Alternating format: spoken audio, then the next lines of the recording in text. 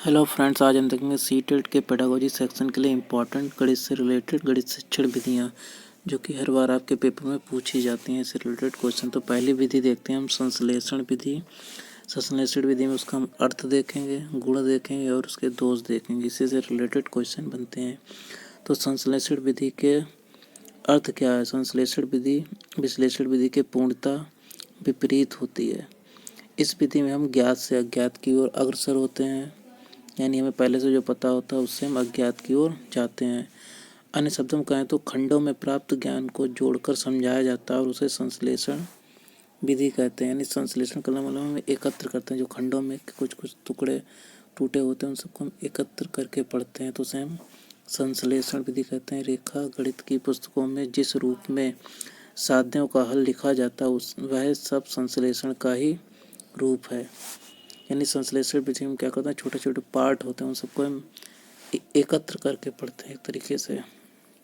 और इसमें हम ज्ञात से अज्ञात के, यानी हमें जो पहले से पता होता है उसके द्वारा हम नई नई चीज़ें खोजते हैं जो हमें नहीं पता होती, यानी अज्ञात चीज़ों के बारे में हम पता करते हैं। इसका गुण क्या है? इस विधि में कम समय लगता है, मंद बुद्धि वाले छात्रों के लिए ये उपयोगी विधि है, वही एक मनोवैज्ञानिक विधि है। इसके दोष भी हैं कुछ। इस विधि में पदों का अनुसरण यांत्रिक ढंग से किया जाता है। ये विधि सिद्ध तो करती किंतु स्पष्ट नहीं करती है। इस विधि में छात्र की विचार, तर्क एवं निर्माण शक्ति का विकास उचित प्रकार से नहीं हो पाता है। आइए देखते हैं दूसरी विधि हमारी है। दूसरी विधि हमारी है आपकी विश्लेषण विधि। विश्लेषण विधि का अर्थ देखते हैं। इसमें क्या है, विश्लेषण विधि में किसी तथ्य या समस्या को टुकड़ों में विभाजित कर दिया जाता है। इसके खंड इस प्रकार किए जाते हैं कि उनको मिलाने पर वही विषय अपने स्वरूप में लौट आता है। संश्लेषण में क्या करते थे, छोटे टुकड़ों को एकत्र करते थे। यहाँ क्या करते हैं, टुकड़ों में विभाजित करके किसी चीज़ को हम जानते पाते हैं। तो इसमें खंड इस प्रकार के जाते हैं कि उनको मिलाने पर वही चीज़ हमें वापस मिल जाए। तो इस विधि को विश्लेषण विधि कहते हैं। विशेष क्या है इस विश्लेषण विधि में? इस विधि का प्रयोग रेखा गणित, अंक गणित या बीज गणित की समस्याओं को हल करने में किया जाता है। इस विधि का प्रयोग उस समय किया जाता है जब किसी साध्य को हल करना होता है, जब रेखा गणित में कोई रचना करनी होती है या अंक गणित में किसी समस्या को हल करना होता है, तो वहाँ पर हम इस विधि को करते हैं, विश्लेषण विधि को प्रयोग करते हैं। जैसे हम किसी मोबाइल को बारे में पता करना तो हम क्या करते हैं, उसको पूरा खोलेंगे, उसके सारे पुर्जे को अलग अलग करके देखेंगे, यानी उसका विश्लेषण करेंगे, लेकिन फिर से पुर्जों को जोड़ देंगे तो वह पुनः पहले वाला स्वरूप उसे प्राप्त हो जाएगा। इस प्रकार हम ये विधि विश्लेषण विधि कहलाती है। इसके गुण क्या क्या होते हैं? ये खोज करने की प्रभावशाली विधि है। इसमें छात्र अन्वेषक होता है। शिक्षण की एक क्रियाशील विधि है। इस विधि में प्राप्त ज्ञान में स्पष्टता होती है। इस विधि द्वारा अर्जित ज्ञान स्थायी होता है।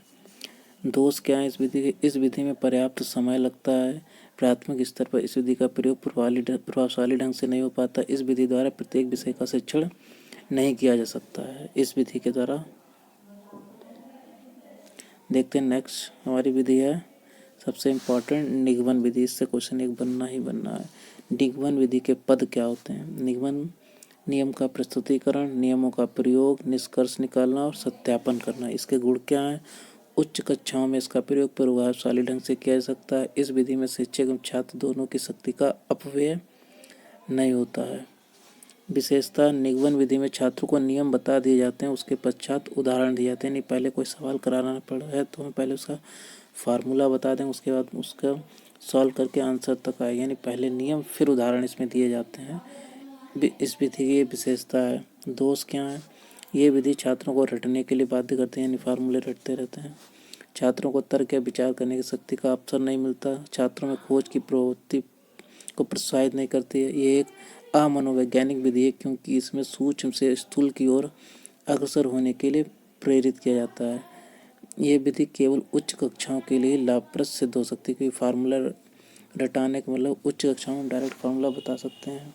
तो इस विधि में क्या करते चाहा जाता है, फार्मूले से, यानी कि पहले हम किसी जगह नियम बता देंगे फार्मूला, यानी उसके बाद उदाहरण प्रस्तुत करेंगे। नेक्स्ट देखते हैं सबसे इम्पोर्टेंट हमारी आगमन विधि। इसके गुण हैं, दोष हैं, विशेषताएं। देखते हैं गुण।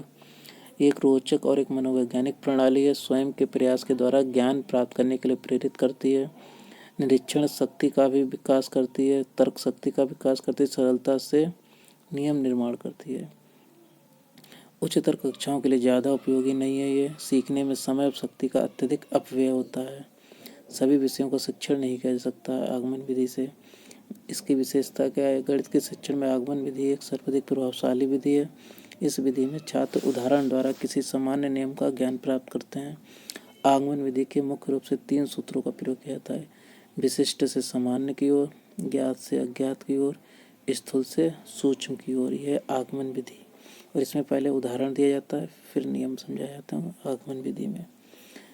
इस प्रकार हम देखते हैं कि ये 4 प्रकार की विधियां हमारे पास हैं: संश्लेषण, विश्लेषण, निगमन, आगमन विधि। बहुत ही इंपॉर्टेंट है सीटेट एग्जाम के लिए।